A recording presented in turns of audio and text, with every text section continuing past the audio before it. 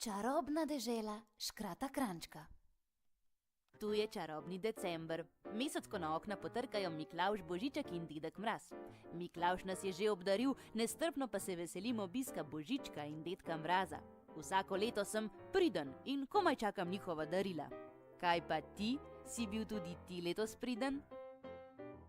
Mesto je zopet čarobno okrašeno. Na stojnicah že diši po čaju, kuhanem vinu in domačih dobrotah. Strici in tete, ki ponujajo svoje dobrote na stojnicah, pa nas prijazno vabijo k pokušini. Ker se Kranjček v tem čarobnem času še posebej rad sprehaja po starem mestnem jedru, se je odločil, da vam zaupa nekaj njegovih najljubših kotičkov.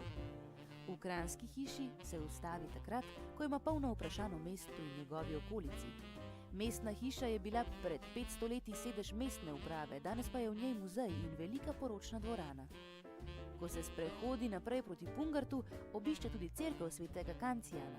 Poleg cerkve pa se pod zemljo skriva kostnica, v kateri so ostanki naših daljnih prednikov. Tako, zaupal sem ti prvi del mojega popotovanja po mestu.